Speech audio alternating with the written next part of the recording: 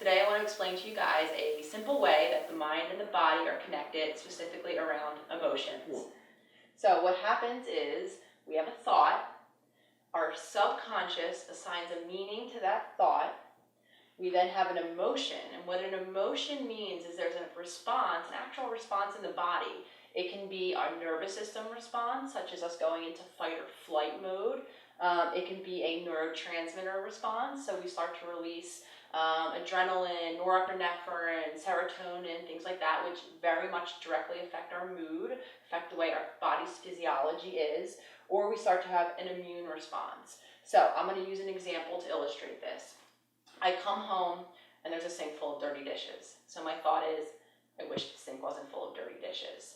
Whether I'm aware of it or not, my subconscious possibly assigns a meaning that my partner, who is responsible for some of the dirty dishes, doesn't care about me, right? So I then, as a result of this meaning, so if I just think about it naturally, right?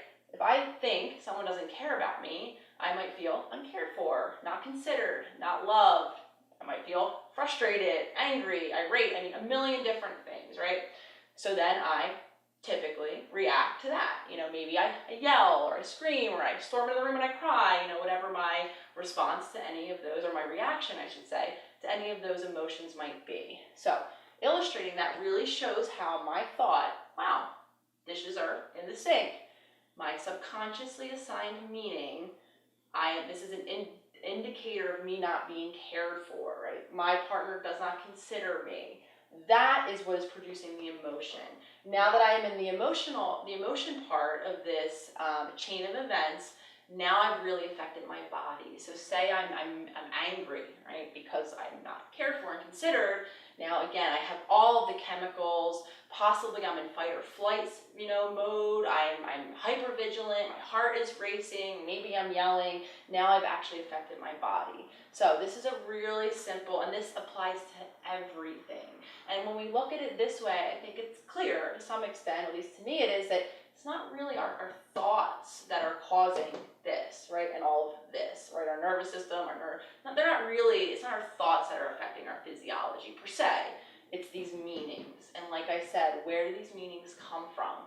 They come from our subconscious. And those of you who follow me know I talk a lot about the subconscious, because the subconscious contains all of the accumulation of all of our past experiences from the entire time we've been on this planet, right? So this is why we are often seeing the reactions that we're seeing in ourselves, right? We've kind of imprinted these meanings from an accumulation of life experiences that I'm now carrying to that sink of dirty dishes. And that is what is causing me to have that reaction.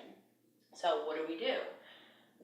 There are 3 really great techniques that we can start to kind of utilize this connection between the mind and the body to heal, right? To start to unpack some of this. Because thinking about it this way, right, I've caused an on alert response in my body, right? I can just as easily start to down-regulate and teach myself through my mind and the connection between my mind and my body to bring myself down into a more balanced overall system, really. So a great technique is something that's called the emotional freedom technique. I have a video that I just put together, so I will link that. You guys can take a look at how to start practicing this EFT. I also, those of you who follow me on Instagram, I actually have an intro breathwork video as well. Breathwork, hugely helpful, especially for the nervous system. Our breath gives us direct access and control over our nervous system. It helps us go from that fight or flight system to that restful system, bringing again all of the hormones, right? All of the body kind of shifting us all physiologically into a balanced place. Another great one is yoga. Yoga, again, works with the breath. It works with movement. Again, we're connecting our mind and our body. Anytime we do that, a lot of the movements and breath work in yoga, again, is relaxing, is tapping into that opposite of that fight or flight nervous system. Hugely helpful. There's a million different resources out there, whether or not it's your local yoga studio. Online is a great resource. Personally, I got into yoga and now utilize it daily almost, doing a 30-day challenge. There are some great yoga teachers out there that do very specific, kind of get started in yoga. A great one that I want to shout out because she really helped me develop a yoga practice is Yoga with Adrienne. So I can link her channel below if that's helpful to you guys.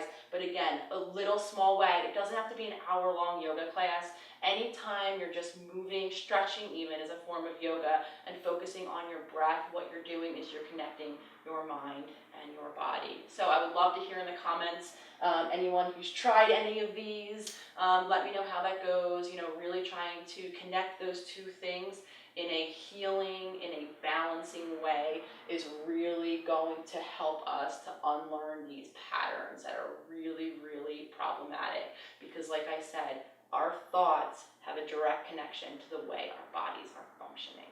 Thanks for tuning in. If you guys like what you heard today, please subscribe to my channel, turn on notifications, and you will find out when a new video comes